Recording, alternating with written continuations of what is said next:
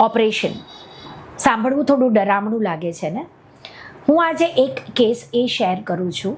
11th સ્ટાન્ડર્ડમાં ભણતી એક છોકરી જેને ઓવેરિયન ટોર્શન થયું અને એના કારણસર એને ઓપરેશન કર્યું.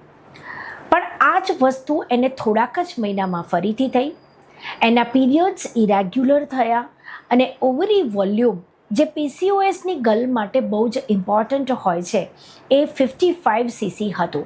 એની અમે ટ્રીટમેન્ટ કરી અને એ ટ્રીટમેન્ટ પછી આજે એનું ઓવેરિયન વોલ્યુમ 5 કરતાં અંદર છે.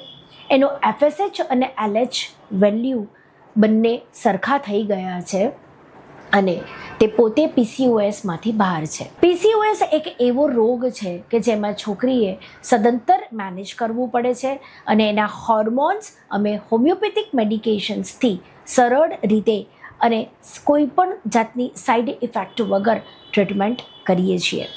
તો આજે જ એક્યુટ હોમિયો ક્લિનિકમાં આવો, કઈ રીતે અમે ટ્રીટમેન્ટ કરીએ છીએ એ સમજો અને ફ્રી થઈ જાઓ પીસીઓએસથી.